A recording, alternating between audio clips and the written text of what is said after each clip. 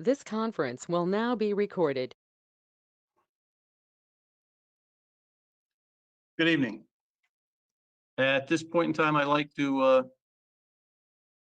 call the meeting of the Planning and Zoning Commission to order. This is our Monday, June 8th, 2020 meeting. If we'd all first please rise for the Pledge of Allegiance. I pledge allegiance to the flag of the United States of America and to the republic for which it stands, one nation, God, under God, indivisible. with liberty and justice for all.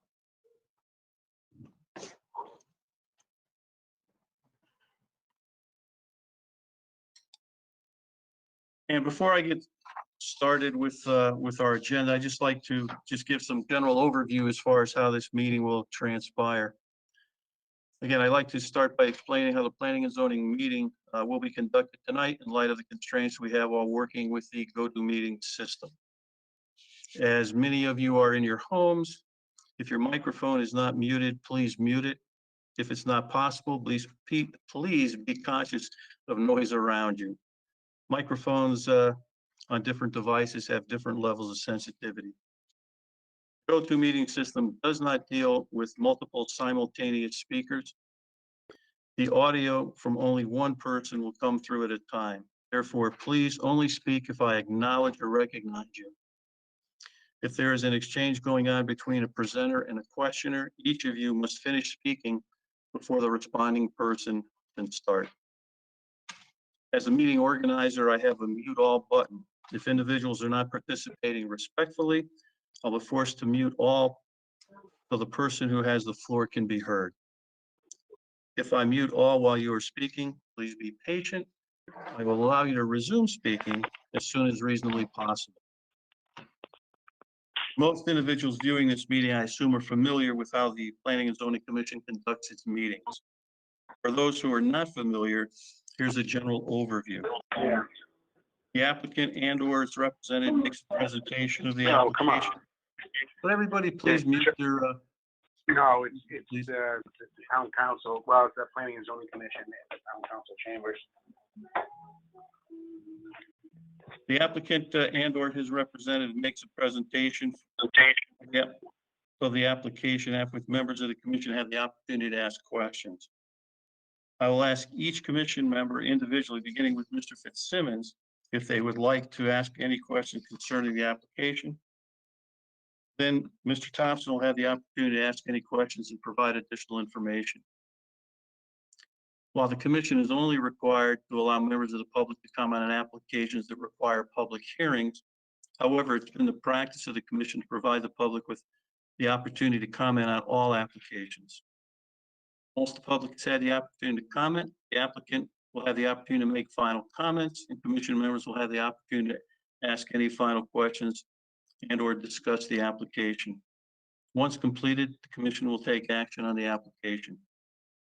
For members of the public who want to be heard during the meeting, please keep in mind there is a chat bar that you can open by clicking the icon that looks like a speech bubble near the top right portion of the screen. When I ask for public comment, please type into the chat bar that you'd like to speak. Each will be called upon in the order their respective questions are received. Members of the public who have logged on to just watch, if you do not intend to participate in the meeting, please turn off your camera. If you have dialed into the toll-free number and are listening through a traditional telephone, I have no way to identify you. I will not see your name or your phone number. I'll simply see you as caller 1, 2, 3, however many callers there are, depending upon when your phone connected. I will attempt to call on you for a comment in order in which you called in. Those who log into the meeting through a smartphone or a computer, please select the screen name. Anyone speaking for the applicant or as a member of the public must identify themselves, providing name, address for the record. For those viewing the meeting, agenda materials have been posted on the town website. There's a tab on the right side, second below the heading, this week's meeting, that'll give that information. So at this point in time, I'd like to introduce the members of the commission that are here this evening. We have J.P. Benoit, who is our chairperson. We have James Fitzsimmons, who is a commission member, Jeffrey Cohan, also a commission member, Rocco Matarazzo, who is the secretary. We have Tom Talbot, who is filling in for our town planner, who is on leave. We have Cheryl Ann Tubby, who is our recording secretary, and I'm Jim Seichter, who's the chairperson of this commission. I'd like to move on to our first order of business, and that's for approval of the minutes of two of our meetings. The first one is the meeting of March 11th, 2020. I'd ask any commission members for any comments, corrections, and seeing if there are none, then a motion to approve those minutes.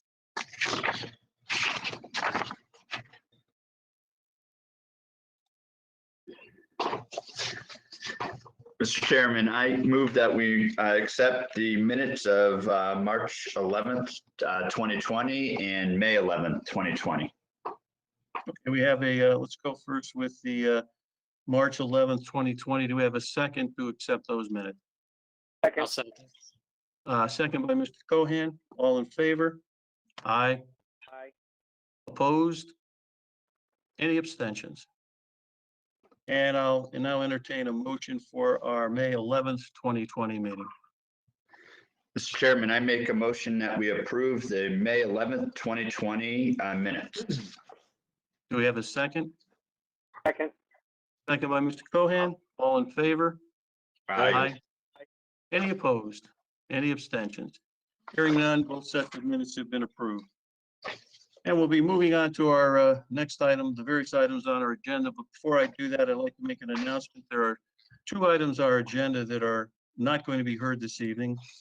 The first is a public hearing. It's item number 2. It's a zoning text amendment, 4.24 rental housing opportunity district, Sunwood Development. That application is not going to be heard this evening at the request of the applicant. And the next item is new business is number 4. It's a site plan residential Sunwood Development, 88 Woodhouse Avenue. Again, the applicant has requested no action on that application. This brings us now to our first item on the agenda, which is a public hearing, a special permit revision, Choate Rosemary Hall, renovations at Hill House, 138 North Elm Street. Mr. Matarazzo, if you please read the legal notice and then note all correspondence for the record. Mr. Chairman, we have a legal notice 404-20 special permit revision for Choate Rosemary Hall Foundation for an addition and renovation to its Hill House building at 138 North Elm Street, Zone R18. This is dated June 8th, 2020. We have interdepartmental referral, application 404-20 dated March 5th, 2020. This is signed by the environmental planner. We have interdepartmental referral, application 404-20 dated March 5th, 2020, signed by the fire marshal. We have a memo to Tom Talbot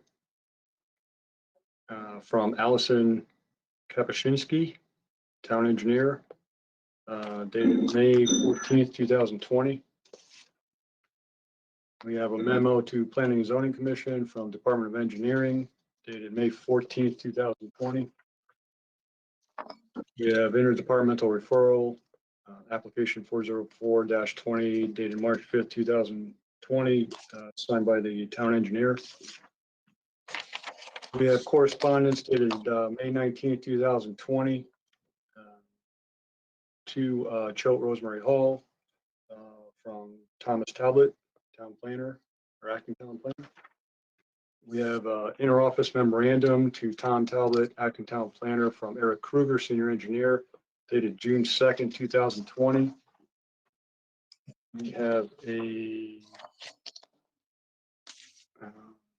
single page plan, AS1-01, and the print is much too small for me to read the date on that. Then we have another set of plans, C-100 Hill House renovations. And I believe that's it. Thank you, Mr. Matarazzo. If the applicant's representative would please identify themselves and begin the presentation. And again, when the applicant would like to present some information to be viewed by the, by the commission and the public, please again, just identify who is going to be doing that so I can designate them as the presenter. So with that, I'll turn it over to the applicant.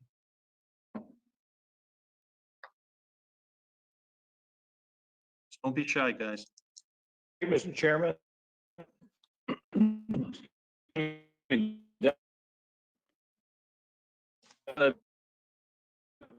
I'm sorry, you're breaking up. Law firm representing. I'm sorry, sir. We have an echo. Do you have a phone on also? With me tonight is Rick Salt. They're both Rosemary Hall representatives. They're on the call or the virtual meeting. Rob Pryor. I'm sorry. We're getting an Attorney Senator, we're getting an echo. At least I am. Are other members getting an echo? You are shaking Can your you heads. hear me? Yeah, we I can am. hear you, but we're getting an echo. Perhaps I should call in. Are you on your computer as well as on a phone?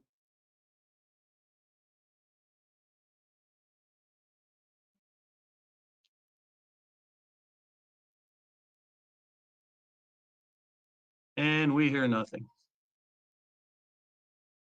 Okay.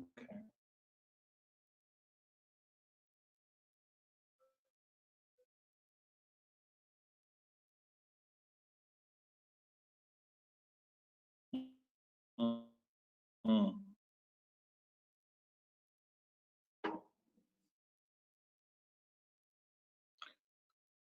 Well, that happens normally when I speak. I'm not on the phone now. No, the phone is off. I was Okay, I going to think that's the call reason. in and make it be easier. I'm not sure why.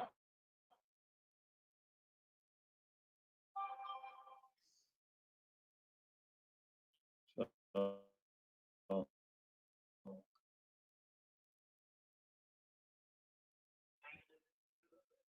nothing, okay. Perhaps is there someone else from the applicant that could begin the presentation? So I'm Rick Saltz. I am the Chief Financial Officer at Choate Rosemary Hall. And on the call was our attorney, Senaviva. I hope he comes back. Good way to start, right, gentlemen? Tom Hines, who's our project manager, is on the call. Rich Salopek, the architect. Rob Pryor, civil engineer. And Zach is our surveyor. Is that correct? As you probably know, last June or last July, Hill House, which is a center building on campus, was struck by lightning and had a fire. And over the past, in Hill House, there were dorms, faculty apartments, and offices, as well as sort of a pass-through to our dining facilities and other buildings on campus. As a result of the fire and the water damage that followed, we had to gut the whole building. And that took several months, and we have been planning a redesign of Hill House. Bowie Gridley, Rich Salopek works for, was the architect on the St. John project, which is connected to Hill House. And in that redesign, it was pointed out that Hill House is not symmetrical. As these buildings were designed, they were supposed to be symmetrical, but somewhere probably in the 1920s or 1940s, the south side of the building was expanded. So what we'd like to do and what we have planned is to expand the north side of the building. So the building becomes symmetrical again and true to its architecture. This also affords us the opportunity to provide space to make it fully ADA compliant on all floors, including bathroom design for the dormitories, apartments. There'll still be 4 apartments, but with an elevator that goes all the way to the 4th floor. In fact, the number of beds in the dorm is going to go down by 2. So we'll have 32 students in there and 4 faculty members.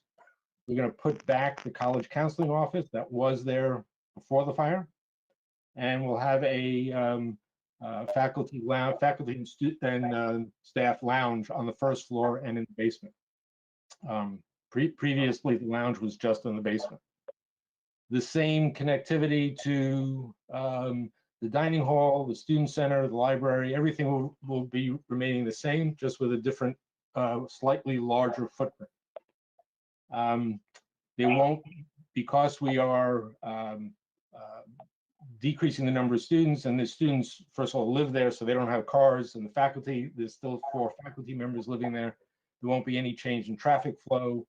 The loop in the front will remain the same. Parking in the back by the St. John and Hill House complex will be the same. So we're looking for a special permit to allow us to rebuild the building in its for its original purpose.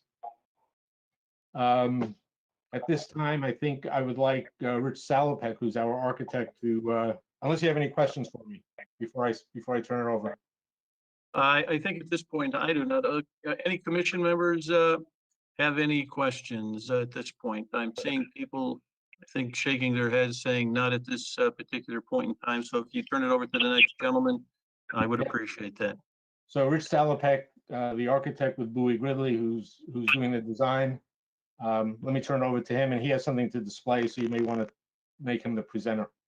Great, thank you very much. My name is Richard Salopek, AIA. I am an architect with Bowie Gridley Architects of Washington, D.C. And I have a brief presentation to show you on the architecture of the building. Okay, I've just made you a presenter, so good luck. All right, here we go.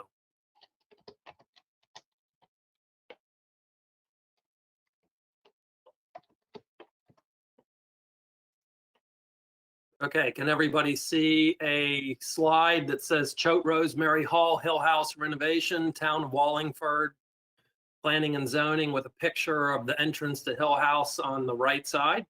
Yes, that's correct. It's June 8th, 2020. Yes, great, okay. So here's a drone's eye view of the existing building. Here is Hill House, the St. John Hall Student Center building, the Hall and West Wing buildings, and then an arcade that connects to Mellon Library, which you can see in this plan here. Here's Hill House, West Wing and Hall, St. John, and the Mellon Library. And what we are doing is putting an addition onto the north end of Hill House, creating a connector hall, a single-story connector hallway that will mirror the hallway that we put on to Hill House a few years ago to connect to St. John Hall. And then we're demolishing the existing arcade and rebuilding it to look pretty much exactly the way it is, just in a shorter form. And then we're also creating a new handicapped accessible entrance on the west side of the building. So if we look at the existing condition of St. John Hall, Hill House, and Mellon Library, and that arcade that's in between them, there was, as Rick said, in the 20s, there was an addition added on to Hill House. So you can see that Hill House is in fact not a symmetrical building. It has this extra addition on the one side. And so what we're proposing to do is create an equal sized piece on the north end so that the building will now be virtually symmetrical about its central entrance. And then there will be a 3-bay arcade on the north side connecting the building to Mellon Library instead of a 5-bay arcade.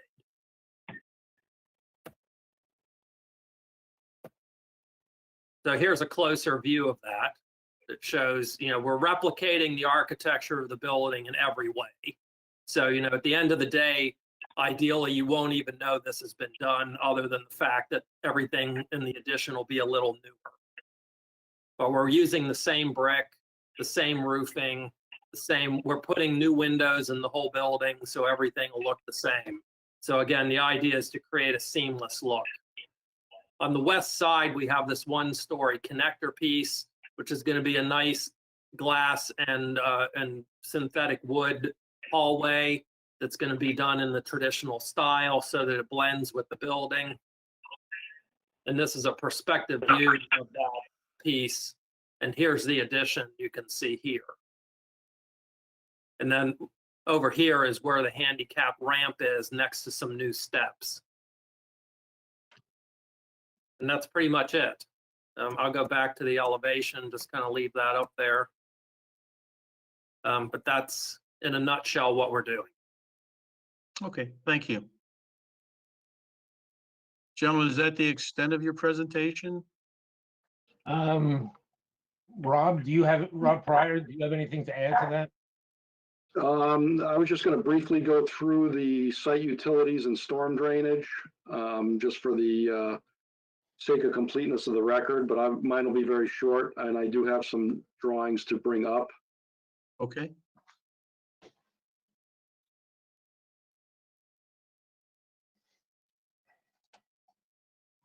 So I take it I would need to make you as a presenter also, is that correct?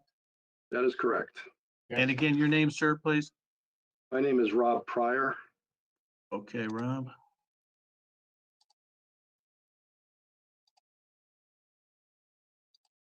And again, Mr. Pryor, if you just please identify yourself for the record.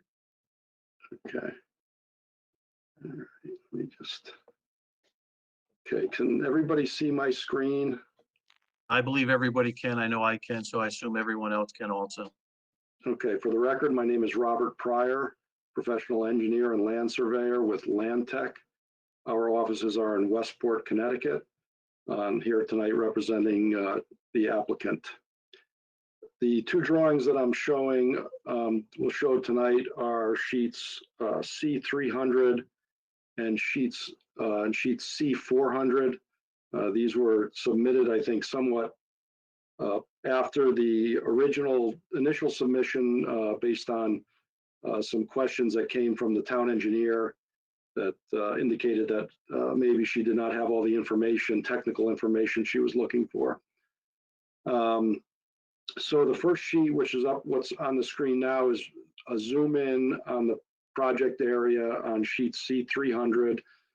And this indicates a little bit, and if you can see where my cursor is, this is the shaded area shows the proposed addition to the Hill House building.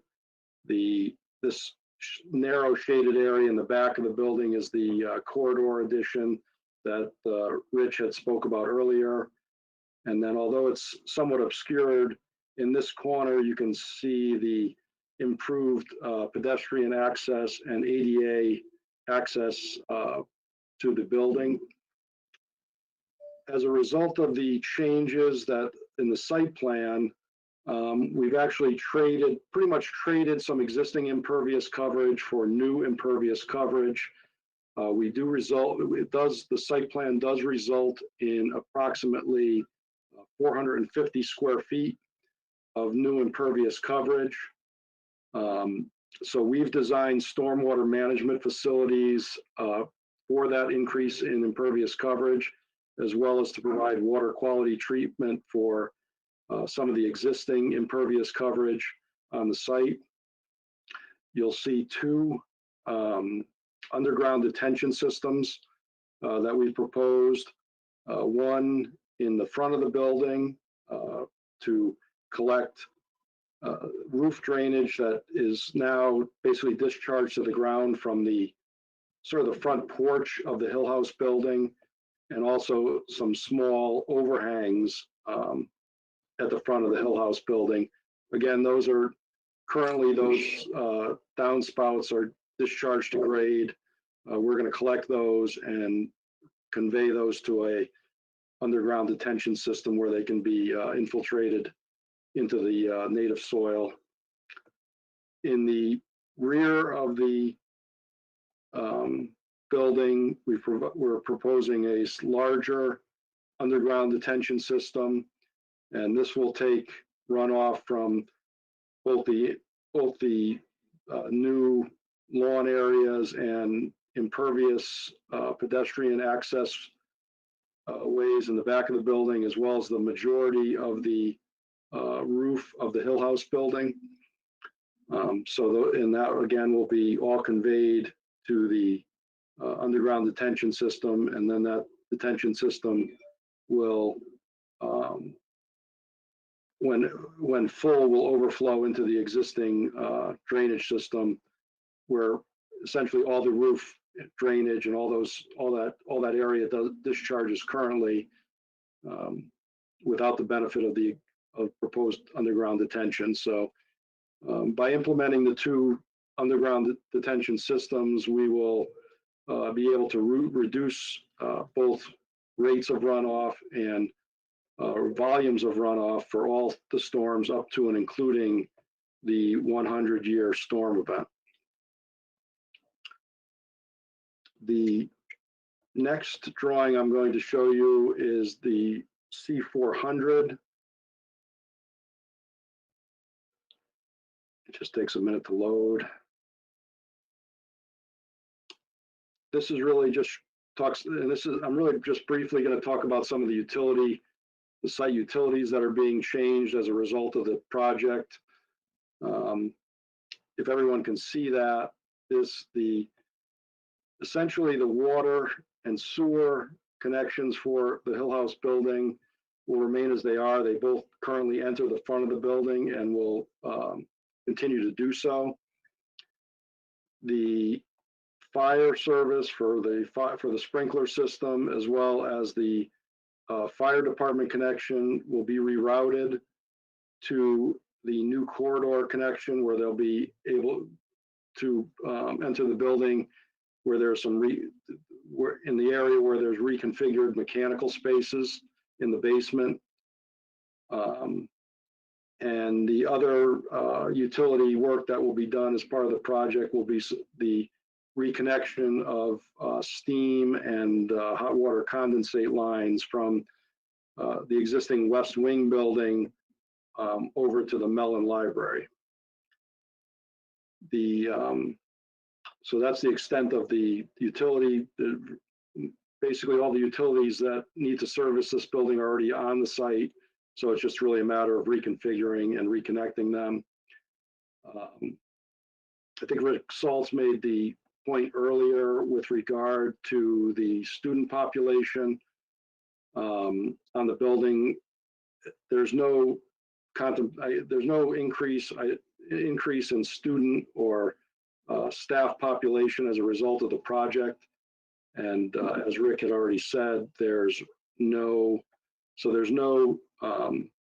proposed increase to the parking lot or other vehicle sort of circulation on the site, because we don't anticipate any increased trips as a result of the project. The traffic that enters and exits the site now will be identical to what enters and exits the site post-construction. If anyone has any questions, I'd be happy to try to answer. I guess at this point in time, before we get into that, are there any other, or ask for questions, are there any other individuals from the applicant that would like to make a presentation, or does this complete the presentation? And then if that's the case, then I will go to commission members. This is Rich Salopek, the architect. I'd like to add 3 points to our presentation, just for your awareness. One is that the renovation project will make the whole building fully ADA compliant and accessible to the handicapped. We're also replacing all of the systems, and the school is seeking LEED Gold certification. So there'll be a significant reduction in energy usage as a result of the project. And so I just wanted to point those two things out. And of course, all new fire suppression and life safety systems throughout the building, including lightning protection. Thank you, sir. Any Zach? other comments, from the applicant again, before I go to commission members? Zach, did you have anything to present? No? Okay. Okay, at Dennis, this now that point, you're back? Say again? Dennis? I'm here. I heard the presentation. It was terrific. Okay, so I think we're done, sir. okay, good. So at this point in time, I will bring it to commission members, and I'll start with, I see someone searching around to see how they can get their screen off. One of the presenters. But at this point in time, I'll start with commission members as far as questions from the, from the commission. I'll start with Mr. Fitzsimmons. Mr. Fitzsimmons, do you have any questions for the applicant? Yeah, thank you, Mr. Chairman. I just have one question. It was a very complete presentation. Did we ever receive, and if someone could tell me, where is the lighting exhibit? Like, will there be new lighting on the new addition in the new building because you're updating everything else, or will it be your existing lighting? Rich? I do think you I have- can answer that. So I think, so as far as site lighting, Who's ever answering this, please identify yourself again. sure, it's Rob Pryor from Land Tech again. Thank you. The only additional site light that we have is one single pole light adjacent to the new handicap ramp. So it's really in the back of the building. There's no additional site lighting proposed for the front of the building. And it's one low pole light that is there just to provide lighting for the handicap ramp. There will be some, I think the architect could probably talk about any additional lighting that's on the building. But that's the only site lighting, it's just one additional pole light. Yes, this is Rich Salopek, the architect. We did not put any new exterior lighting on the addition. The rebuilt arcade already has lighting in the ceiling, and we're just putting new recessed lighting in the ceiling, so there's no visible fixture. And then we have a single light fixture over the fire stair exit. Rob, can you point to that on your plan? On the west side there, at the stair right there, just a little light next to the door, but nothing else. I mean, the idea is that it looks the same as it does now. Okay.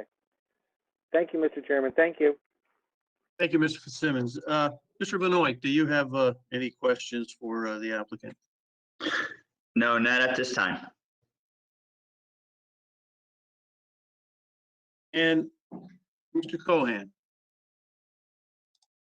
Yes, thank you, Mr. Chairman. Yeah, that was an outstanding presentation, and by the sound of it, you've made a nice building even better. The only question I have is this building on the National Historic Register? No, it's not. We don't have any buildings on campus that are registered. Okay, I just wanted to check and if it was, any permits or whatever. That was it. It's going to look great. Thank you. Thank you. Thank you. And we'll go to Mr. Matarazzo. I'm all set, thanks. Good, okay. And from my perspective, really the only question that I had, and Mr. Fitzsimmons asked that question, and that dealt with the, with the lighting. So if there are no further questions from commission members, Mr. Talbot, before I go out to the public, do you have anything that you'd like to comment on?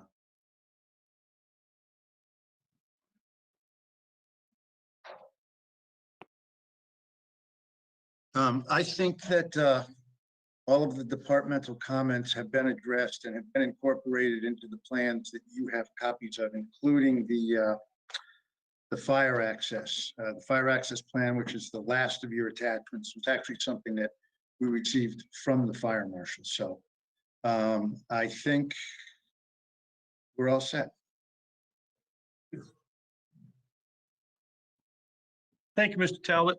And as this is a public hearing, are there any members of the public that would like to comment on the application? If you would, again, please put your comments in the chat bar. I'll wait a few minutes to see if any are put in. And just while I'm waiting, Mr. Benoit, it is 6/4/2020.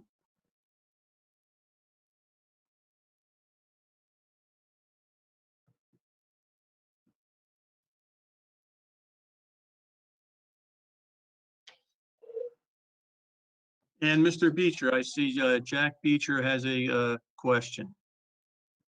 And his question is, what is synthetic wood? I can answer that. Rich Salopek, the architect. It's oftentimes referred to as cellular PVC or AZEC. It's wood it's a product made out of recycled plastic that basically looks like wood. The St. John's Student Center that was built next to Hill House, all of the white looking material that looks like painted white wood is this cellular PVC synthetic wood product. So it has all the nice benefits of wood, but doesn't rot and fall apart like wood does. Okay, thank you. And we have another question from Lauren. And Lauren, I apologize for butchering your name. Is it Decorus? And she's from the Record Journal. And she asked, can you please talk about the new lighting protections?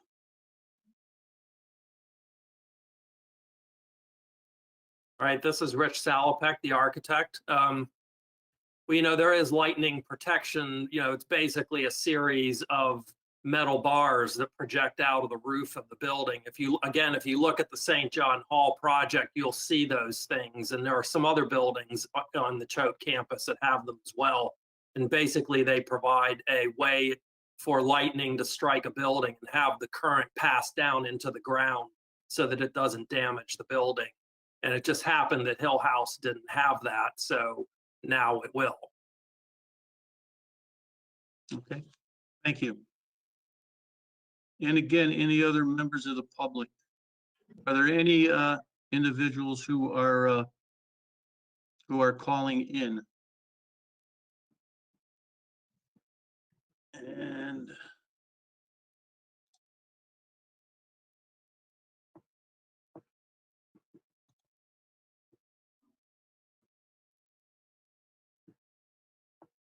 And I don't see anyone. Excuse me. Has someone indicated? I don't see anyone who is calling in that would like to speak. So at this particular time, if there are no more questions from the public, I'll first bring it back to commission members. If any commission members have any questions, any final questions for the applicant. And I don't see anyone. So at this point in time, again, would the applicant like to make any final comments on the application before I ask for a motion to close the public hearing? I think we're No, fine, I think Mr. we're Chairman. done. So I take it the applicant is all set. My understanding, commission members are all set as far as questions. So with that, as this is a public hearing, I'd like to entertain a motion to close our public hearing. Mr. Chairman, I'd like to make a motion that we close the public hearing for application 404-20, special permit revision for Choate Rosemary Hall Foundation for an addition and renovation to its Hill House building at 138 North Elm Street, Zone R18. We have a motion to close the public hearing by Mr. Benoit. Do we have a second on the motion? Second. We have a second by Mr. Fitzsimmons. We're going to voting beginning with Mr. Benoit. Yes. Mr. Fitzsimmons. Mr. Cohan Yes. and Mr. Matarazzo. Yes. And I vote yes, and our public hearing is closed. Before I ask for a motion on the application, again, Mr. Benoit, did you hear the prior comment I had that it was June 4th, 2020? Yes. Okay, good. So at this particular point in time, I would entertain a motion on the application.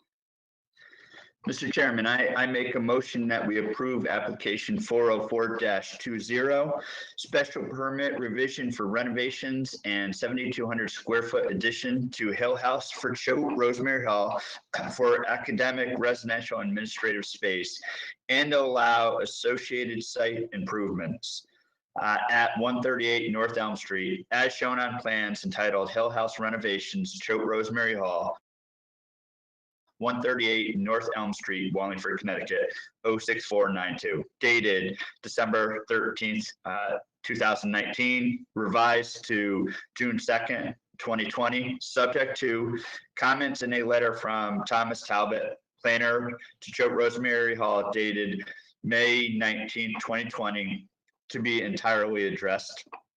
Comments and recommended conditions of approval in our office memorandum from Eric Kruger, Senior Engineer, Water and Sewer Divisions, to Thomas Talbot, Planner, dated June 4th, 2020.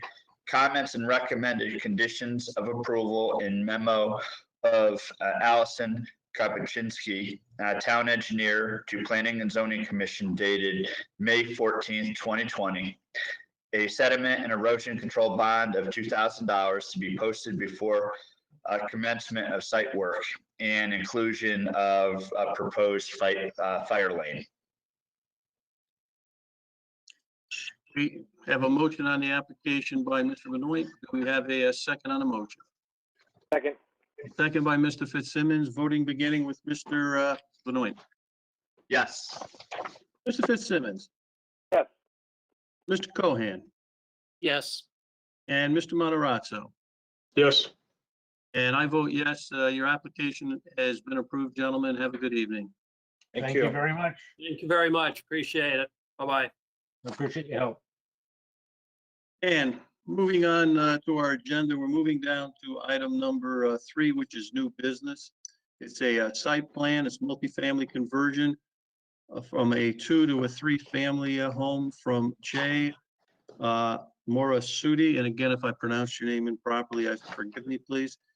It's at 28 Franklin Street. If the applicant and/or its representative would, please identify themselves and begin their presentation after Mr. Matarazzo notes all correspondence for the record. Mr. Chairman, we have a memo to Tom Talbot, interim town planner, from Allison Kapuscinski, town engineer, dated May 14th, 2020. We have interdepartmental referral application 203-20, dated March 6, 2020, signed by town engineer. We have interdepartmental referral application 203-20, dated March 6, 2020, signed by the town engineer. And we have correspondence dated June 1st, 2020, to Jonathan Morasudi from Thomas Talbot, acting town planner. Thank you, Mr. Matarazzo. So again, if the applicant would please introduce himself and begin his presentation. How you doing? My name is John Morasudi. Can I get the presenter? I've Yes, some- absolutely. If you could just give me one moment, please, Mr. Morasudi. Sure.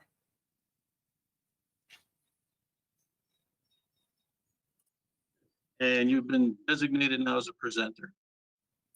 Already.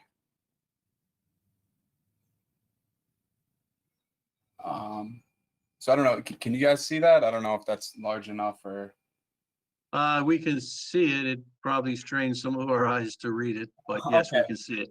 yeah, so, so this, portion right here, portion A is to show the property's, boundaries with dimensions. So there's no survey at town hall. So what I have is the deed here. If I can make it a little bit bigger for you. So 50 feet in the front and rear, that's the width, and then 134.85 is the depth. So let's scroll down. Here's just a Google Maps drawing of the property here. You can see just an outline, 50 feet width and 134 feet. Oh, let me try to. I apologize for the Oh, that's quite all right. slippery fingers. Okay, so you can see that. And here's another image of the property again. So the measurements I took were off a pin here that I had the town at the engineering department come out. They didn't find any on this side, but like I said, I just took all my measurements from here.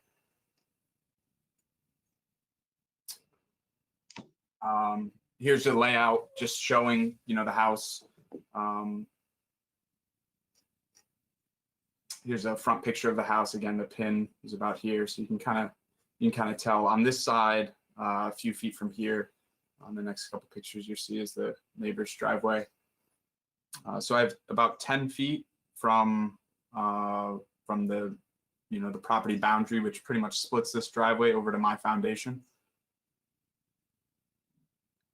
And then this is the right side of the house. There's about 14 feet to the neighbor's driveway, which is the other end of the property there. Here I show the location of a detached shed. Here's a detached, I don't know if you'd call it a shed or garage. I mean, it's got a sliding door. And right here is, I guess I'd call it a gazebo, which I'll be removing from the property. So as you can see, the left side of this shed here is 38 feet from the right side of the property. Here's another view, this being the back of the house, this being that gazebo, and the detached shed you can kind of see over here. 23 feet back, and again, 38 feet from the side of the property. Just another view showing the same. So here's the location of the driveway. Again, I have about 10 feet, so I would gravel over to the foundation and kind of leave this open, no fence or anything, but just leave access to the back parking. Here's just another view of where that is. And again. So the required parking, as I understand it, is 9 by 10 feet. So how I've laid it out here is the first parking spot right in front of the garage, and then the second, third, fourth, and fifth. And then with that gazebo gone, you'll have nice access to get in and out with the 6th car as well.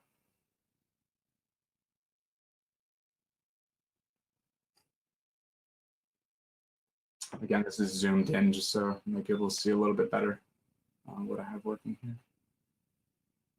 This is a fence or some type of bush of some sort, some type of barrier that I need to put up. There's already bushes and fence going back to about here, so I'd have to continue that. There's fencing along the back side of the yard, and then there's bushes till about this point, and I would continue that down the side. And this is just a closer view of parking spot 6 there. So again, the location of all required landscaping. So like I said, either fences or bushes coming along the side of the shed to the backyard. There's already a fence here, and then I would continue that. You know, you can see the bushes here. I'd probably put a new fence straight down and come over to the side of the house there. And that's all I have. Okay. Thank you, sir. Going to commission members now. Commission members, questions for the applicant? Again, I'll begin with Mr. Fitzsimmons. Do you have any questions for the applicant? No questions. Thank you. Thank you, Mr. Fitzsimmons. Mr. Benoit. No questions. Thank you. Mr. Cohen. No questions. Thank you. And Mr. Matarazzo. I did have a question in regards to the June 1st, 2020 letter to Mr. Morisuti from the town planner. Has there been plans submitted? It looks like the project to move forward, we need to demonstrate compliance with all building and fire codes. Part of your building permit application, fire marshals indicated that you will need to submit detailed building plan in order for him to determine your ability to comply, whether sprinklers will be required, et cetera. Am I wrong to think that we should have a set of building plans, or that some plans should have been reviewed? Well, Yes. I apologize. Mr. Talbot, would you like to comment on that?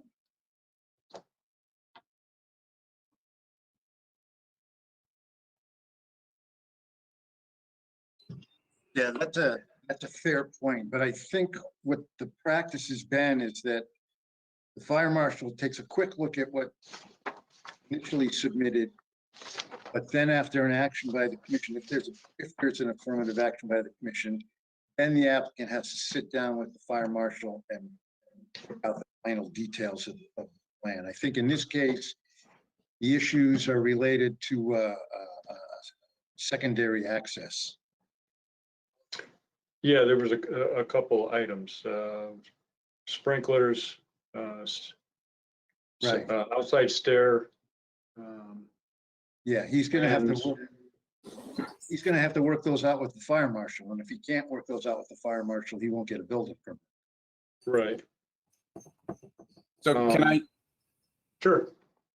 Yeah, so I had both the fire inspector and the building inspector on the property about, I'd say a month and a half ago to walk through. You know, and as you pointed out, you know, the question was sprinklers, and then you know, the access to the third floor apartment, which would actually be more of a studio. And so as I understand it, and I confirmed with the building inspector today, there either needs to be 2 points of access for each floor that both meet the requirements, or there can be single points of access. So as it stands right now, let me see if I can better. Can you guys still see my screen here?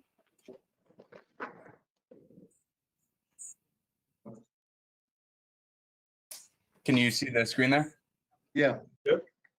So if you would imagine, the way it's organized now is you would walk in through the porch, and then there's a common hallway here. There's a door here to get into the first floor, and then there is a stairs going up to the second floor, and there's a door to get in the second floor. So what I would be proposing is to make a single means of egress for each floor, creating another door on the side of the existing door, putting a wall in between there so that the first floor has its own access through this secondary door. And then the second floor has straight access up the stairs to the second floor unit. And then there's a stairwell in the back here. You would enter here. And this is already existing, that provides access for the first through third floor.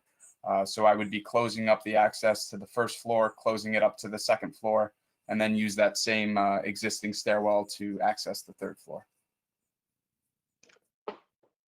Okay. And as I'm just, what are we voting on? What are we approving? The ability to apply for a conversion? But the Um, gentleman is, excuse me, if I might answer, sir, and correct me if I'm wrong, but the gentleman is requesting, it's a two-family house and he's looking to convert it to a three-family house. Right, Again, is Mr., as what was discussed, we do not have, the building plans were not initially presented. The gentleman, has gone over them. One of the comments that Mr. Talbot has that we can certainly, at least I would feel comfortable making it a condition of approval is what's outlined in Mr. Talbot's memo to us dated June 1st, that in order for the project to move forward, the applicant needs to demonstrate compliance with all building and fire codes. As part of his building application, the fire marshal, would need to indicate that he submitted detailed building plans in order to determine, the ability to comply, whether sprinklers would be required. Also, the comment about the outside stair. So I think that is something that if the commission feels comfortable, certainly I do, we could make that a condition of approval. And again, sir, I'm not sure if you'd like to make any further comments. Yeah, so I guess it's possible that maybe I misunderstood how the proceedings go. I'd first met with one of the planning and zoning. I believe the lady's name was Amy. Yes. And as I understood it, the point of the planning and zoning meeting was to confirm that there was really parking available. I don't know what the specific words that were used, but I guess the building is in an area where if it is a two-family, you can convert it to a three, given that the parking was in order. And then, as I understood it, the compliance with the fire marshal and the building inspector was secondary after that approval. Sure, okay. Any other commission members would like to make any comments? Seeing none? actually, Jim, Yes, Mr. Mr. Matarazzo. Chairman, Mr. Chairman, so does that parking, I don't know, do we have confirmation that parking layout meets the requirements? I can. We'll pull that to Mr. Talbot if you'd like to comment again. Yeah, you do not, the regulations do not require a site plan to A2 standards the way other site plans do. The dimensions that this applicant has provided you with, and also the setbacks involving the existing building, from the information I have available to me, appear to be reasonably accurate. To the extent that I'm comfortable saying that it's in compliance with the regulations in respect to required parking, required landscaping, and required buffer. There is a condition here, however, that, or I proposed a condition that that no CO be issued for, excuse me, for a new apartment until all of the site work is complete. Make sure that the parking and all the site work is done where the apartment is occupied. Okay. All right. Thank you.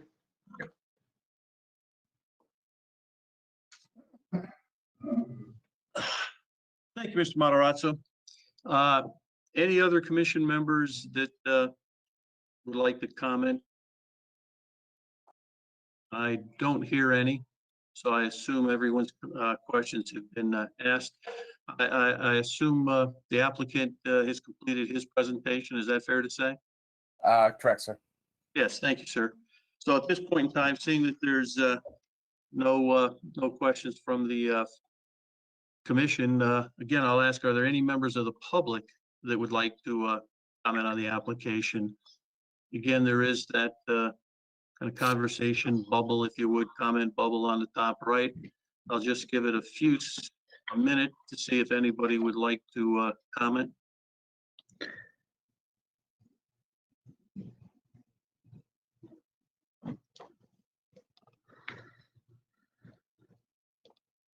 And at this point, I do not see anyone. And as far as anyone on the telephone,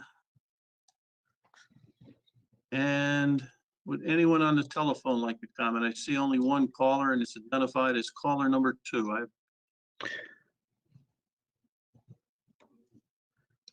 And I don't hear anything. So with that, I would come back to the commission and ask for a motion on the application. Mr. Chairman, I make a motion that we approve site plan application 203-20 for Morosudi to add a third dwelling unit to the third floor of the existing two-family home as shown on untitled drawings and plans for 28 Franklin Street, subject to 1, comments from Thomas Talbot, planner dated June 1st, 2020, including a $500 site sediment and erosion control bond. 2, comments from the fire marshal dated March 13th, 2020. 3, comments from Eric Kruger, senior engineer, water and sewer division dated March 17, 2020. And 4, completion of the site work parking before issuance of a CO for new apartment. We have a motion on the application by Mr. Benoit. Do we have a second on the application? Do we have a second from Mr. Fitzsimmons? And voting beginning with Mr. Benoit. Yes. Mr. Fitzsimmons, Yes. Mr. Cohan, Yes. and Mr. Matarazzo. Yes. And I vote yes on the application. Your application's been approved, sir. Have a good evening. Thank you. You're welcome. And it brings us down to our next item on our agenda, which is a new business item. It's item number 5. It's a site plan, commercial Lyman 316 North Branford Road. Again, at this point in time, Mr. Matarazzo, if you would please note all correspondence for the record. Hi, my name is Zach Georgina. Excuse me, sir. You could just hold up. Our secretary is going to note all correspondence for the record. Mr. Chairman, we have a interdepartmental referral application 205-20 dated May 11th, 2020, signed by the fire marshal. We have a memo to Tom Talbot, interim town planner, from Allison Kapuscinski, town engineer, dated May 14th, 2020. We have correspondence dated May 15th, 2020 to Deborah Wosner Lyman. I don't know if I'm saying that right. From Thomas Talbot, acting town planner. We have interdepartmental referral application 205-20 dated 4/3/20, signed by the town engineer. We have interdepartmental referral application 205-20 dated 4/3/20, signed by chief sanitarian. We have an interoffice memorandum to Tom Talbot, acting town planner, from Eric Kruger, senior engineer, dated May 28th, 2020, and a set of plans dated 3/6/2020. Thank you, Mr. Matarazzo. And now if the applicant and or its representative would please introduce himself and begin the presentation. Hi, Zach Georgina with Giuliano Associates, located at 405 Main Street in Wallingford. I will be doing the main presentation and dealing with any technical questions regarding this application. If I could, Zach, just before you get started, now which one of your logons would you like me to click so you can be a presenter? I was just about to say that, not the one with the camera. The camera is just my cell phone. The other one's my computer.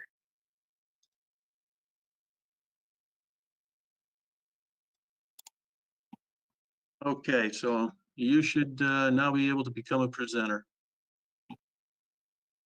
All right, and same question as everyone else. We can see my screen. I can, so I believe everyone else can too. Excellent. Okay, So what I'd like to do is just try and keep this simple, as it's a real simple project.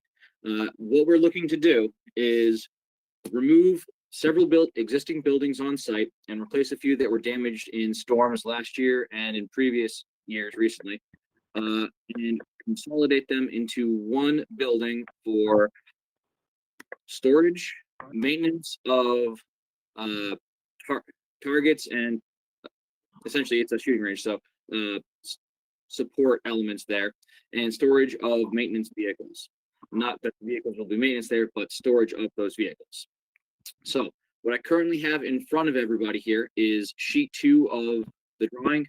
I have a bit of colorization on here just so that we can easily take a look at everything as we go over this. Colors on. What we are looking at here is Blue Trail Ranch. What you currently see in gray is existing gravel that is going to remain unchanged with our application. In red, we have current driving gravel areas which are going to be removed to improve conformance with zoning regulations. And in blue, we have areas which will become additional gravel areas for parking. And again, to bring everything more into conformance. The results, and hold on if I jump over to work. There we go. Essentially, we're proposing to remove about 11,000 square feet of gravel and create 5,900 square feet of new gravel. This is a fairly sizable reduction in the area, and since we are in a area, this is a good gravel standpoint. And now, in terms of buildings, as I said, we're looking to remove some. We currently have 3 World War II barrack style buildings, the domed tin roof style, that are being used for storage of targets and these like lawn mowers and maintenance vehicles for the site for general upkeep. We're looking to remove those. The first one, let's see, my little control, is located right here. We're looking to remove. The second one is here. Excuse me, sir. Could you perhaps get a little bit closer to your mic or a little farther away? I'm not sure which, but you're kind of coming in and out sometimes during your presentation. Sorry, is this better? Yes, at least for me it is. Yes, thank you. Okay, no problem. Thanks for letting me. So to reiterate, what I'm looking to do is remove buildings here, here, here, here, and a couple of sheds located on the property here, and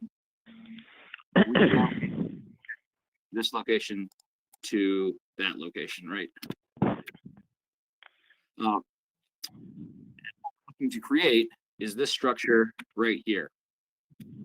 So that's the basic outline of what we're looking to do, is try and bring site more into conformance, take down some of these old buildings that are frankly becoming eyesore as you drive by, and consolidate them into one slightly smaller structure than the existing impact on site.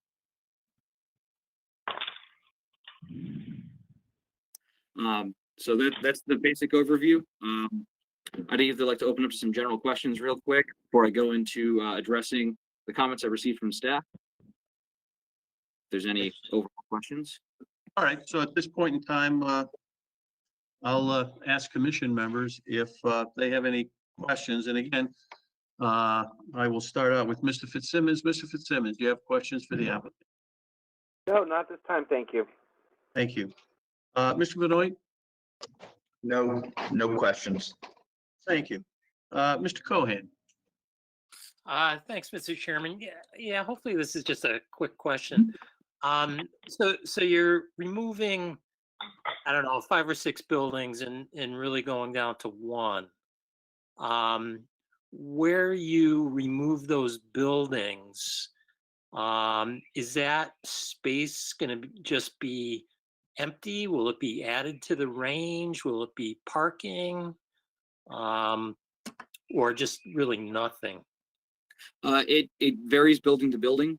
A few of the buildings are going to be essentially reclaimed into the new drive aisle that we're consolidating into. Some of the buildings that are not in those areas are going to be returned to grass lawn area, not just left there. That was it. Thank you. Thank you, Mr. Cohen. Mr. Matarazza, No, sir. before you begin to respond to some of the comments, actually, this is probably a response to a question with respect to one of the comments, and that's from Mr. Talbot. He had asked as far as is there going to be any new outside lighting associated with the new buildings? No freestanding lighting. We're not looking to have any permanent light towers or such installed. There may be lights associated with doors for just access as dusk falls, but with most ranges, activities cease at night just because that's how firing ranges work. And I assume any lights, they would be full cutoff lights, or would be consistent, or would meet our requirements for lighting. Yes. Yes, okay, thank you. And again, I think that concludes the questions from commission. I know that you wanted to make some additional comments concerning staff comments. So if you would do that before I ask the public if there are any questions. So if you would please continue, sir. Can do. Okay. So going through real quick, and we're just going to go memo by memo that we went through. First up, I believe, is the fire marshals. Essentially, no comments at this time. You'd have to review the individual building plans once we get through this stage. We do have some preliminary architectural provided. They were not included in what you guys received, but they were submitted to the town. Continuing on, we have the memo to Tom Talbot from the town engineer, essentially just saying that she has one minor comment on a detail. We'll address that in the actual memo that comes up for her.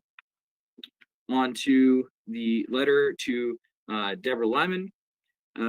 Essentially, we have a couple of things here from Tom, one of which is asking specifically for what I've shown on this drawing, which we submitted to Tom recently, just better highlighting what is being removed and what is being added for the drive aisles and what's remaining the same. And that is the colorization you see on your screen with the red, the blue, and the gray. We have plans include detailed materials list, and there was some confusion. There are soil and erosion controls on the plans. It was just an oversight of not adding them to the legend. If you go to sheet 6, and it'll be a little easier on my screen, I'll just show you guys here. This orange line, which on yours should show up as a line with diamonds on it, we're proposing silt fence on all downhill slopes in all areas we're performing work, just to keep everything isolated in. Again, this was just an oversight on forgetting to add it to the legend. They are on the site, it's just they were not called out to alleviate that confusion. And on a final revision for town approval, we can add that to the legend. That's no big issue. There was a comment about adding a handicap space. It's kind of hard to tell because, again, these are gravel, so painting the space won't exactly work, but it is going to be designated. We have a sign located alongside the building that this spot will be handicap accessible and marked as such. It is a 18 by 9 by 9 space, right? I did that right? No, 8 by 8, sorry. So a van accessible handicap space to meet the ADA requirements with that. Okay, on to 20520D. This is a comment from the town engineer about the ADA compliant detail located on sheet 9. Sorry, sheet 8 of 9. And I got to say, I'm not exactly sure what the comments in reference to. The detail we pulled is right off the ADA's website, calling out a standard vehicle accessibility of being the standard parking space width of 8 feet with a 5-foot aisle, and a van space of 8 and 8 for a total of 16. And again, this is from the ADA's website, and the van space is what we have on site, so it does meet that requirement. If you'd like to give a call or any additional comment on that, I mean, I'm more than willing to discuss it. Moving on to 2005E. This is from the chief sanitarian, more or less just asking us to submit plans to the health department, which we have. I have a memo from Vanessa, I'm going to butcher this name, Bautista. I believe, your chief sanitarian, which was not included in this packet, but I can go over. She sent this to me on June 1st. Essentially, she has a couple of comments on it, but everything seems to comply. She just wants a couple of things tweaked. Now we go on to 2005 20F, which is to Tom Talbot from Eric Kruger, Senior Engineer, Water and Sewer Division. Most of the comments, again, he questions the missing soil and erosion controls, which we have relayed to him are there, but not located on the legend, which is, again, where this confusion is coming from. He asked that we define the gravel specifically, what is going to be there so we don't confuse it with millings, because again, this is a watershed protection act, so we have to make sure that we have permeability, and that's fine. We can add that to our detail sheet, no problem. His item C here discusses hazardous materials on site, and we're not looking to store any hazardous materials on site short of approved gas cans for operation of the vehicles, which again would be unlimited for supply for imminent use. He reminds us that no parking area with more than 10 spaces can use sodium chloride for ice control. I can add that to the plan if you would specifically like it. I think that's just more of a reminder. And then he discussed that he would like our applicant to continue to work with his department to make sure that we keep any runoff from the site in tip-top shape with no sediment or deposition leaving the site, because obviously we are right on top of the watershed. So that goes through the memos you guys have. The only one that I received is from Vanessa that was not included in that packet. She has 3 comments here. One is that there was no benchmark on our septic plan. That is correct. That was an accidental oversight on our end. We can add that, no problem. She would like us to change our effluent distribution pipe type, which we can do. That's just a note on our end. Excuse me, sir, if I might interrupt you, you're referring to which memo?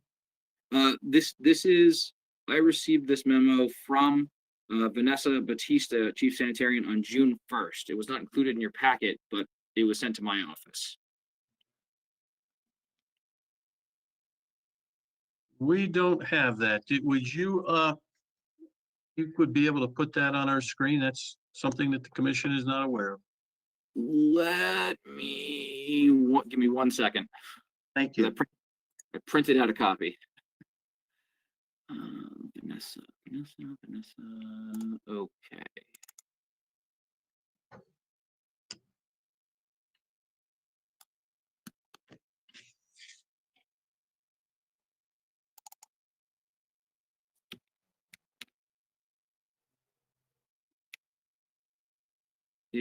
Is that a good size for you guys to read? It is for me, yes, thank you. Okay. Also, can other members read it? I assume they can. And if you just give us a few moments to read it, please. Yep, not a problem.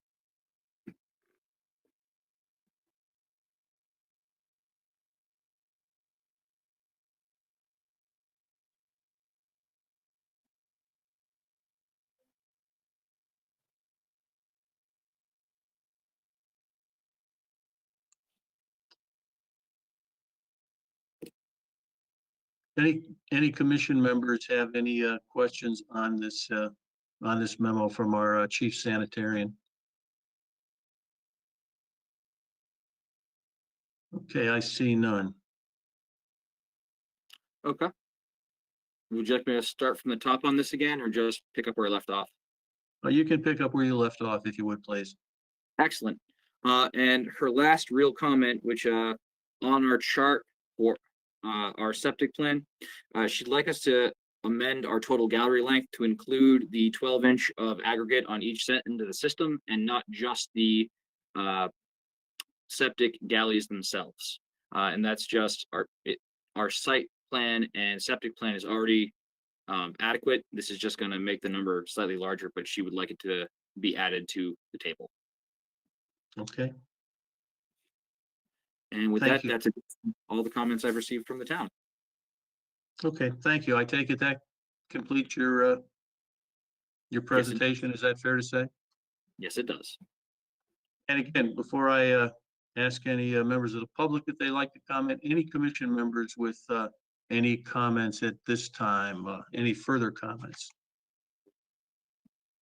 It appears that that is not the case. And again, Mr. Talbot, are you good at the moment? Yes, sir. Yes, thank you, Mr. Talbot. I will get copies of those comments from. Yeah, okay, thank you. And again, this is not a public hearing, but we've always allowed members of the public to comment on applications. Any members of the public who would like to comment on the application, again, we have that comment bubble on the top right. I'll give just a few moments to see if someone would like to comment.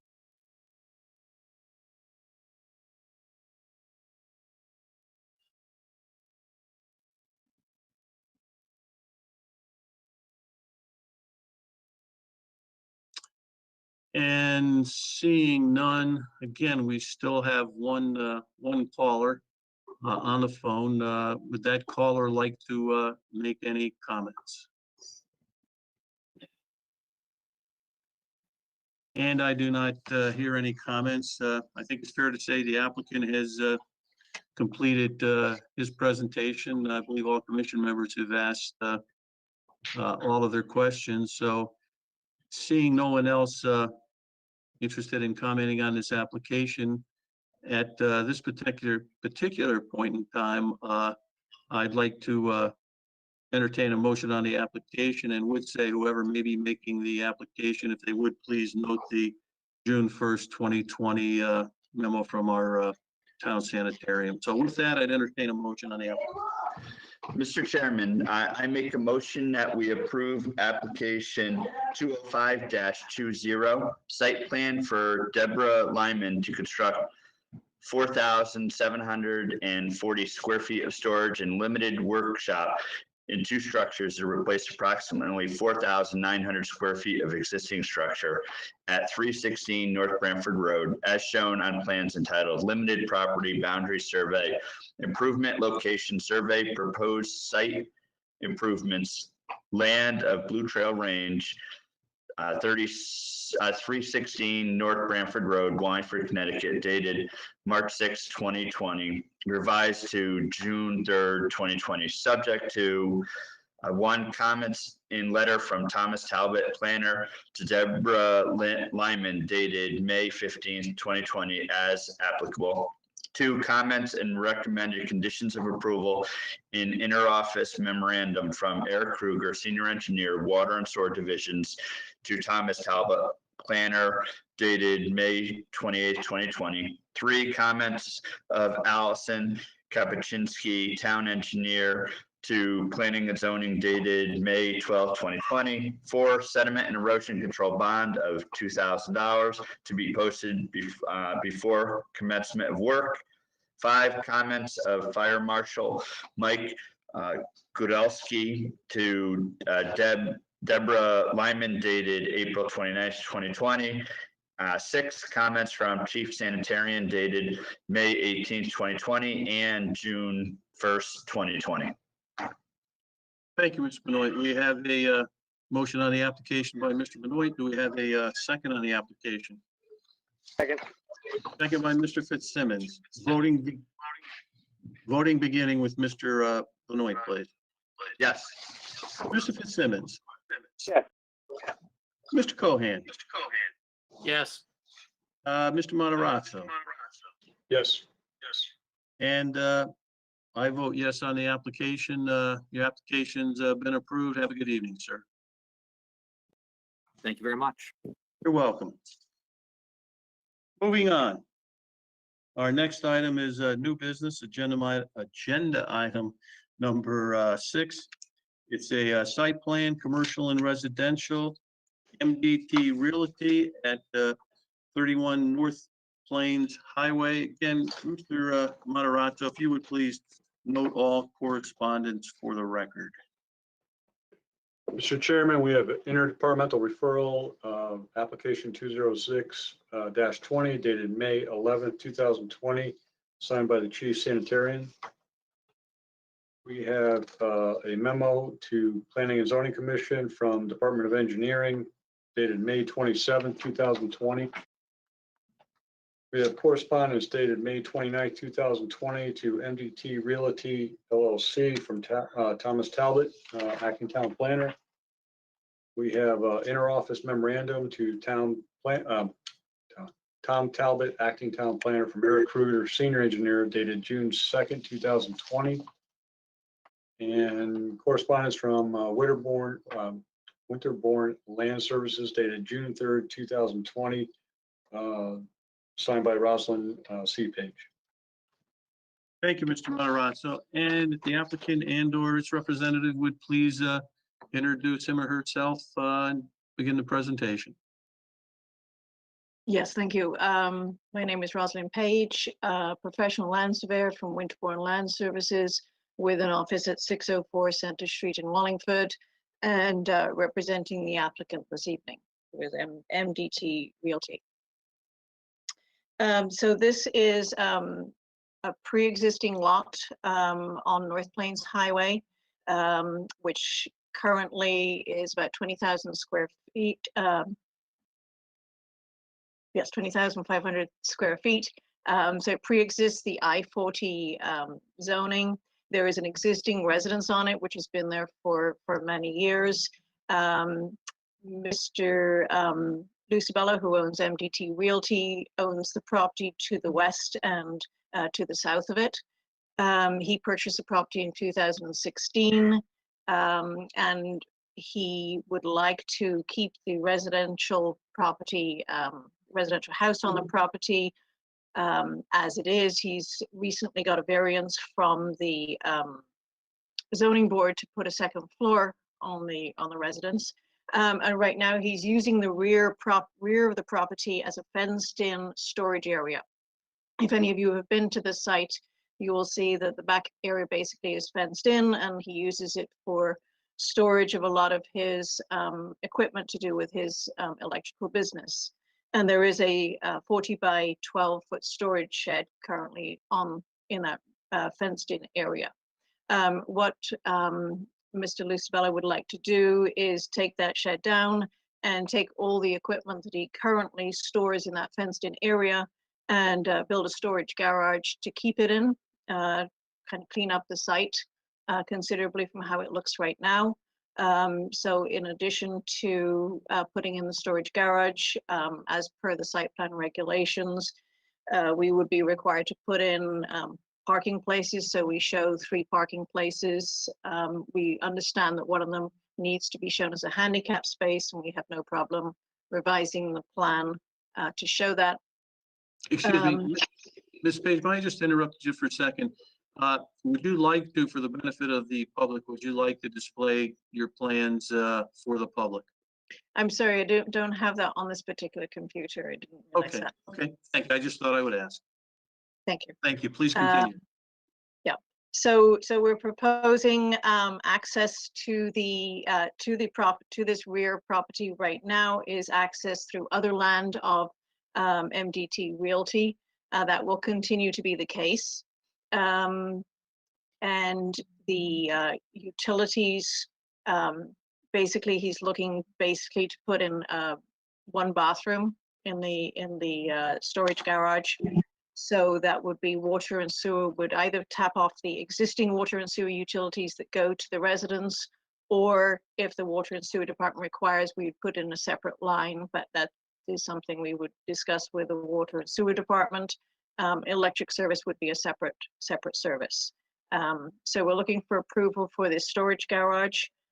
We recognize that there are comments from the engineering department to do with storm drainage design, and we will continue to, as a condition of approval, we would be happy to continue to work with the town engineer to resolve her questions about the storm drainage design.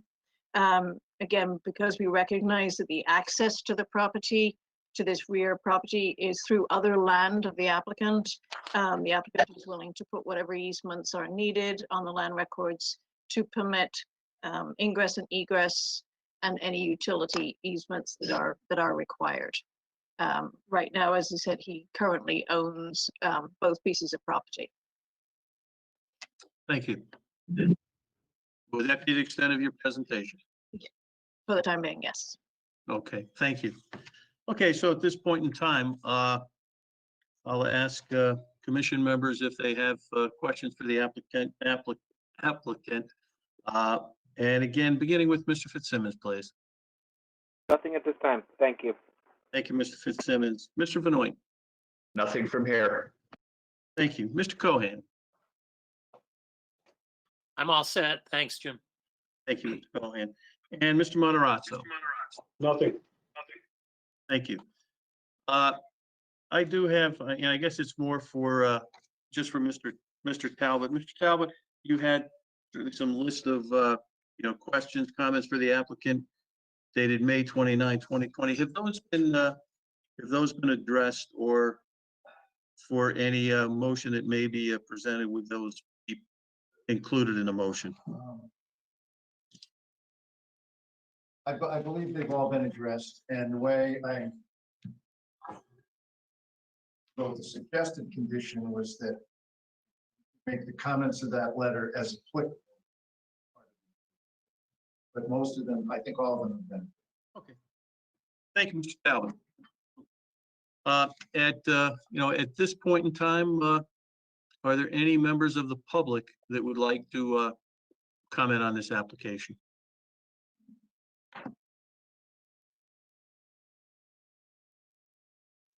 And I'll wait just another minute or two. And I see none. And again, we have one individual who has called in. Would that individual like to comment? And I see that there's no comments. So again, I'll bring it back to you, Ms. Page. Would you like to make any further comments on the application? Not at this time, thank you. Okay. Anytime? No comments. Okay, I think No further. what you're telling me is you're good. Okay, thank you. So at this point in time, if there's no further comments from the applicant, there's no further comments, I believe, from Mr. Talbot or from the commission. That being said, I would entertain a motion on the application.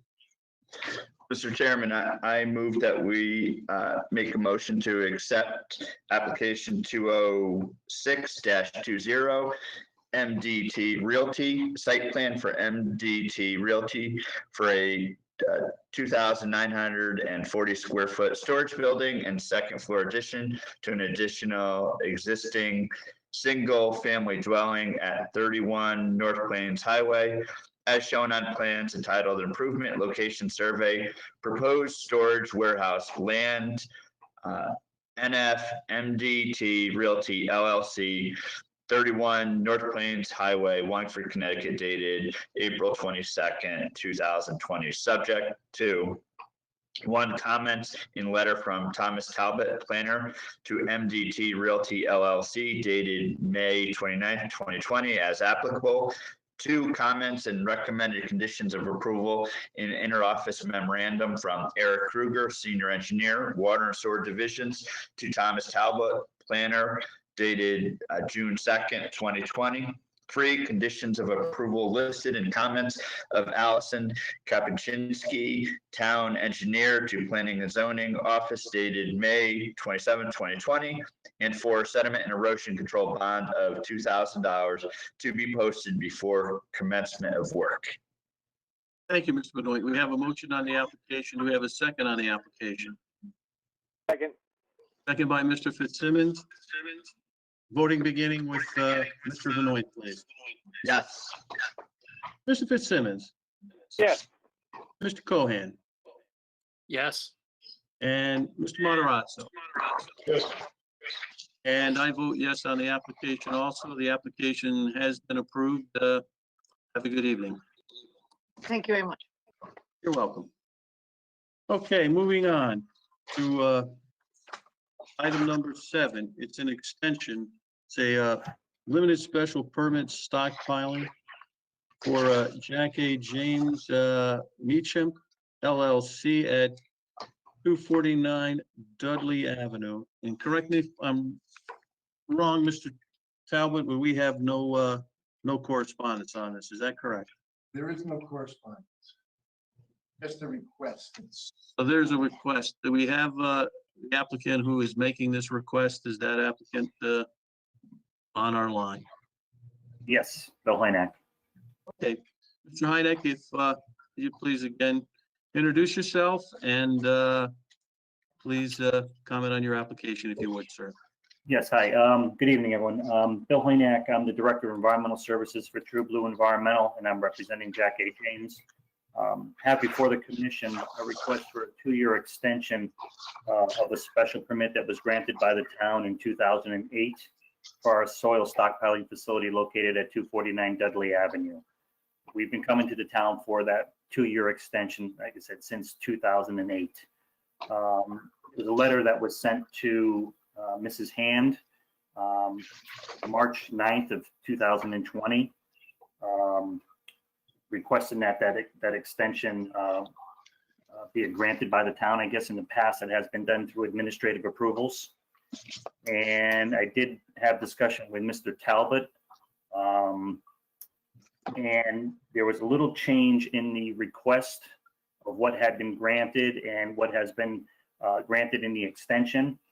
I had asked the town, in addition to the 2-year extension, if there was a way that we might be able to get, for emergency purposes, approval as part of this extension, the ability to use the yard for 20 total days, Saturday and or Sunday over the course of a year, at the request of our clients. Other than that, nothing else has changed as the use of it or what we're requesting from the town, just that we would be allowed to have up to 20 days, whether it's a Saturday or Sunday over the course of a year, for an emergency situation. And I think Mr. Talbot had indicated that he didn't think that that could be granted. That might require a whole nother permit application. And at that point, I told him if that's the case, then I will withdraw the 20 days of Saturday and Sunday. Okay, thank you, sir. So I guess at this particular point in time, it would be I believe a discussion item for the members of the commission if they would consider this request either a minor or a major change to the special permit. Obviously, if it is considered a minor change, it would not require a new public hearing. If the commission determined that this would be a major change, then it would require a new public hearing. Is that correct, Mr. Talbot? You're talking specifically about the Saturday and Sunday. Yeah, we're talking about the Saturday and Sunday. No, I understand. We're just talking about Saturday and Sunday. So again, I'd open the floor to the commission members for any comments on that. And as usual, unfortunately, Mr. Fitzsimmons, you're the first one on the list. Thank you, Mr. Chairman. I guess I have 2 questions. The letter that the applicant said, do we have that? Because I can't find it in my package. No, we do not. I think as Mr. Talbot indicated, we have nothing that was given to us. Okay. Then my second question would be through you, Mr. Chairman, a question to the applicant. I noted down you're requesting 20. Well, Mr. Chairman, do you want us to address major, minor before we go into other things? Yes, I think we do, because I think again, if we decide it's a major change to the application, then I think discussing it any further would not be of benefit. Since you were nice enough to acknowledge me first, I'm comfortable treating this conversation and this request as minor, but I do need additional information, and I think that's the, in the sake to keep it moving forward, because the minor request is requesting weekends, but as the applicant representative said, it's been going on since 2008. This is not a surprise, but 12 years later, I guess my question, so my first comment to you would be, I believe it'd be fair to treat this as a minor request to the special permit. Thank you, Mr. Fitzsimmons. Mr. Benoit? I would agree. Mr. Cohen? Well, I would kind of disagree. you know, I guess my question is, what constitutes an emergency? And, you know, the request for 20 exceptions, that's a lot of emergencies, which probably since 2008, you know, haven't occurred. So I guess that's my question. Can I address that, Mr. Chairman? Yes, absolutely, sir. Yeah, the reason why after 2008 we were coming in asking for that is one of our customers that has a major contract out that we manage soils for is now actually requested that we be able to take soils in on a Saturday or Sunday under emergency situation. And quite honestly, up until this point, that has never been a request from the major people that we have been using. So we have been working on a request for proposals with them for the last 4 months. And I kind of worked that in because that was part of, if we were going to get the contract with them, we had to be able to provide this, or we're going to have to get some other option. And so the timing was actually perfect. But that's the reason why you haven't seen it since 2008. It's the first time anyone's ever requested that we'll be able to take some soils from them on a Saturday or Sunday. But still really didn't answer the question about what constitutes an emergency for a, you know, Saturday or Sunday delivery of dirt. It would be, what they're doing is they're doing responses to like a gas main repair, and they need to call out and they have to bring that material, they load it into the truck and have to bring it someplace. So again, they're just emergencies. I don't even know that we ever use 2 days, but they're requesting that we have that ability. Most of the stuff is typically planned, but you know, there are emergencies that happen, and that's what they're looking for, is that for that emergency service that they would have the ability to bring it someplace. Okay, yeah, okay, so that makes sense as an emergency. I'd certainly, you know, 20 seems a little extreme, and the only reason, you know, I'm really a little hesitant on this is I just kind of respect for the neighbors. You know, I don't believe there's noise or traffic concerns here. But you know, if you want to split the difference and say 10, I think I'd be okay with that. I think we could live with 10. Like I said, we're just trying to have the ability to take it in. And all this time, we've never had a situation with these emergencies. But I think we had 10 days. I think we could manage what they're going to be bringing to us. Okay, I'll shift to minor then. So. Thank you, Mr. Cohan. And again, I'll just go to Mr. Matarazzo, and then I'll come back to Mr. Fitzsimmons, because I can clearly see the error of my ways in asking just for its major and minor. So, and Mr. Matarazzo? I don't really have a comment. Okay, thank you.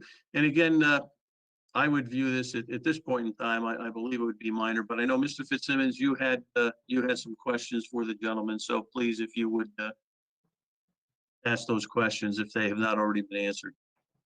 They've kind of been answered, because I was trying to think of the term, you know, the emergency situation. So I think it's been addressed. So the only other question I have is actually through you, Mr. Chairman, is based upon what the applicants represented, I need to see something in writing, but I'm not opposed to treating it as minor. But I just want to, like, when does the current extension, when's the current permit expire? Like, we don't have that. Mr. Talbot, do you have that information? I don't have a file. Unfortunately, we do not have that information. Okay. I believe that the permit, the 2-year extension we had, I apologize, I'm coming through here. I think it expired. Just give me 1 second here. June 9th, I think, is the day that it was set to expire. And I submitted the request into Mrs. Hand on March 9th of 2020. Excuse me, Mr. Talbot informs me that he does have it. Oh, okay. Yeah.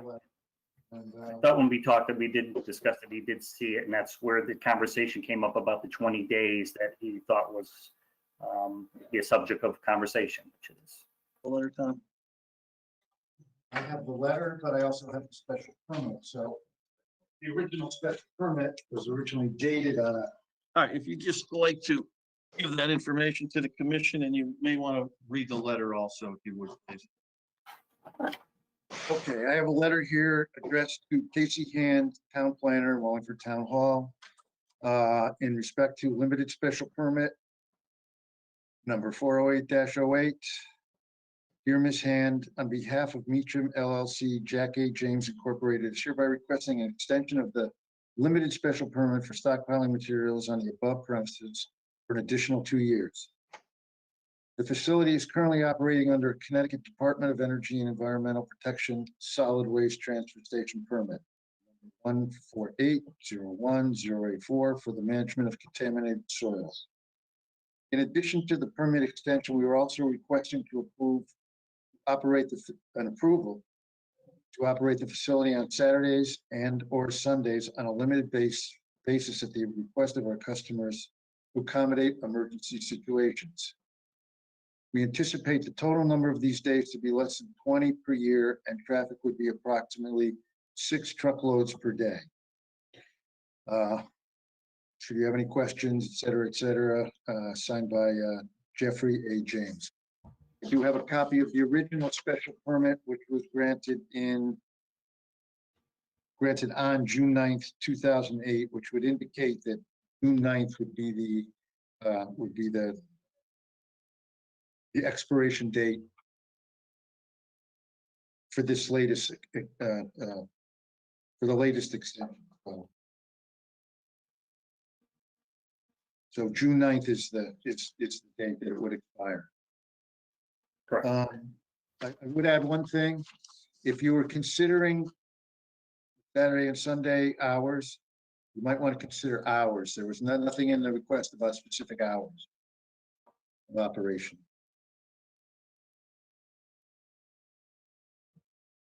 Is that helpful? It was for me, thank you.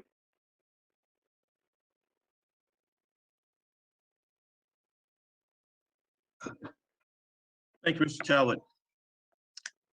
Mr. Fitzsimmons, does that address your questions or your concerns? It does. Okay, and again, I bring it back to the applicant. Mr.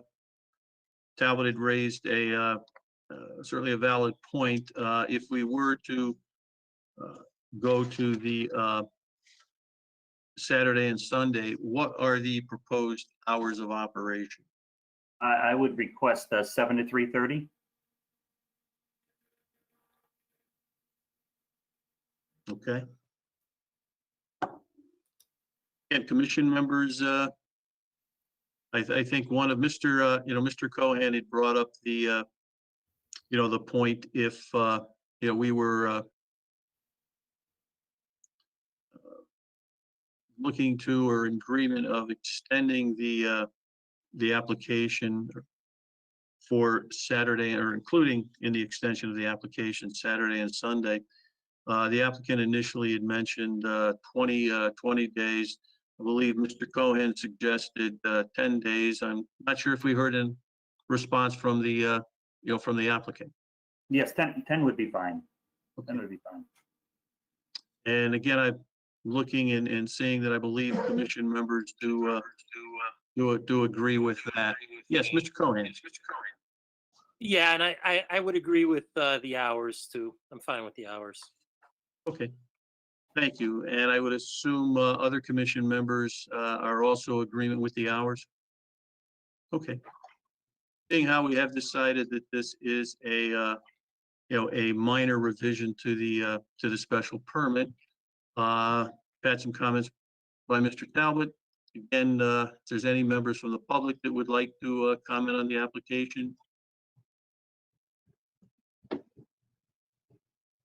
And I see none. And again, caller number 2, we've not heard from that individual. So I assume that individual is not interested in commenting on this application? That seems to be the case. So at this point in time, I would entertain an application for the, I believe it's a 2-year extension of this limited permit. Mr. Chairman, I make a motion that we approve application 408-08 for a limited 2-year special permit extension stockpiling Jack and James Meacham LLC 249 Dudley Ave with subject to not to exceed 10 weekend days and hours to be in those weekend days of 7 a.m. to 3:30 p.m. Thank you, Mr. Benoit. We have a motion on the application. Any comments on the application? If none, do we have a second on the application? I'll second it. We have a second by Mr. Fitzsimmons, and voting beginning with Mr. Benoit. Yes. Yes. Mr. Fitzsimmons. Mr. Fitzsimmons voted yes. Mr. Cohen. Yes. Yes, thank you, Mr. Cohen. Mr. Matarazzo. Yes. And Mr. Matarazzo voted yes, and I would also vote yes on the extension. Your extension has been approved, sir. Thank you very much. Have a great evening. Thank you. You have a good evening yourself. All right, moving on to reports of staff, of officers and staff. We have administrative approvals. We have the survey waiver for Bergeron. We have another survey waiver for Farrell. And I assume that there's no members of the commission that have a comment on that. We also have number 9 on the agenda is 60 Prince Street. It's a letter from Mr. Baltramitis, Director of Public Works, and this deals with the cemetery. Are there any commission members that would like to comment on that? Mr. Cohen.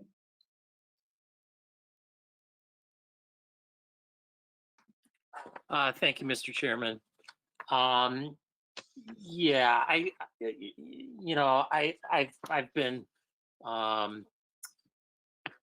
following this, pushing this for a while, and I was very pleased with what I saw as far as the changes. It looks like it is going to work out just great. It looks like it's very well done. It should correct the issues. Very happy with the way they have it designed. So I appreciate all the work that Mr. Baltramitis and the rest of the town engineers and public works went through to fix this. But I do have one question, and it's basically on the egress point that has been described, and I'm honestly having a bit of difficulty remembering what the original egress point was through the cemetery. It does look like, the fencing will allow for, the break in the gate there. Looks like it will allow for basically two-way traffic, and I think I'm trying to really remember what the egress was through the cemetery. What the traffic pattern would be. Is it just leaving the cemetery into the storage facility? And I guess my concern is just having some signage or something that indicates what we had originally requested. And honestly, I don't recall. And I'm thinking, like, to request that we go back to the original application if we can and see what we actually did request. Other than that, I don't have, it looks great. Okay, no, I think that that's a fair point. I know that I was taking a bike ride today and I did go through the cemetery. Mr. Devaney was there and I, just talked very briefly with, with him about it. I think your point is certainly well taken. We can ask, certainly, Mr. Termitus to look at this as well as to look at the, what the original plans were for that and see how this adheres to that. Would that be satisfactory, Mr. Cohen? Yeah. Yeah, absolutely. Thank you, Mr. Chairman. Any other commission members with comments? I don't see anything. I would like to say, and I certainly like to thank Mr. Cohen for, for keeping this, on the commission's, radar for, for the amount of time that he did. It appears that, we pretty much have resolution of the matter, although, it seems that as far as the egress, we do need to have that, I won't say cleared up, but just to get some clarity from the standpoint of the commission if it has been addressed as the way it should be. Seeing that there's no further questions on that, I'll move down to our item number 10, which is the ZBA decisions for March 16th and May 18th. Do any commission members have any questions? And I see that Mrs. Torre is on the call. So if anyone does have questions, if they would please address those to Mrs. Torre and we'll allow her to answer. And I don't believe any commission members, as I see, have any questions. So we'll move down to the ZBA notice for the June 15th, 2020 meeting. And again, the same thing.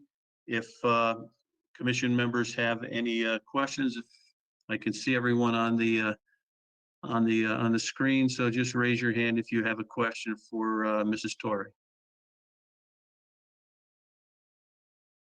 And I don't see any questions. That being the case, we'll move down to our zoning enforcement log. And again, I'll give Mrs. Torre any opportunity to make any comments on the log before I'll ask commission members if they would like to comment on any items. Thank you, Mr. Chairman. Can everybody hear me? Yes, we can. Okay. First of all, certainly a different environment. Your report is going to look very similar to it did last month, the month before, and the month before, as we're in, because there's been some allowances certainly made for violations of late for the climate that we're in. So it may not reflect any activity, but there's certainly been ample activity within the office, but not making it to a log, if you will. Many commercial businesses are closed. Folks are working from home. So folks are ill and quarantined, and so it's kind of all bets are off of late. And we've been working with individuals to explain that, and that certainly the attention is to keeping the health and welfare of our community first, and that these things will be attended to. So just a qualifier of why that report may look sort of the same, with the anticipation of things changing. Again, it's a different world, and we're sort of hand-holding one another through the process to deal with what's important. Thank you, Mrs. Torre. Commission members with any questions? No, I don't believe there are any questions. I just have, Mrs. Torre, just one comment, and it's not necessarily a pressing issue, but I noticed that there's a lot of violations for second units, third units for, for residential. And I guess certainly my concern is with respect to the violations, but the other concern would be is with these violations, if in fact any of them may deal or have, say, public safety issues where the fire marshal, if it's a 2-family, now it's a 3-family, and there may be some, fire code issues that are there. So and my concern would be if we have that, then I think those should be certainly at the appropriate time to be acted upon, because those deal with, with public safety. So that would really be my only comment. And Mr. Chairman, I absolutely agree. And certainly that has been the first and foremost throughout the process is public safety is always first, the primary, despite pandemic or otherwise. And there does seem to be certainly a large amount or a fair amount of illegal dwelling units. So something that needs to be addressed in terms of, why and what is that a measure of and where do we have to direct our attention. But in the meantime, I would say most definitely the building department, the fire marshal, myself have definitely been in concert, with any issues involving public safety and addressing those measures. The only thing we are not currently doing is entering a private residence, for example, for a site visit until things loosen up. But it does merit looking at and noted so in the office that there is, pardon me, a large, that seems to be the bulk of the violations at this time. So the merit's looking at and what do we need to do to tweak it and correct it. But please be assured that public safety measures and the security and welfare, the community is always, regardless of pandemic. No, I appreciate that, and I certainly understand the constraints that the fire marshal, our building inspector, everyone, the constraints that you're operating under, during these times. So I appreciate your comments, and I certainly don't mean to imply that anyone is remiss in looking at that. But thank you very much. No, and none taken. And I just want to add that, just note that's a concerted effort amongst departments that's ongoing and is important. Okay, good enough. Thank you very much. Well, that brings us to the end of our agenda. I don't believe there's any other comments from commission members. I see everyone shaking their heads no. That being the case, I would entertain a motion to adjourn. Mr. Chairman, I make a motion that we adjourn our planning and zoning meeting. Thank you, Mr. Benoit. We have a motion to adjourn. Do we have a second? Second by Mr. Fitzsimmons. All in favor? Aye. Any opposed? Any abstentions? We are adjourned. Thank you very much, commission members. Thank you, Mrs. Torre, and thank you, Mr. Talbot. We are adjourned. Thank you, everyone. Stay safe. Yeah, everybody. Yep, be Have a safe. good night. Aye.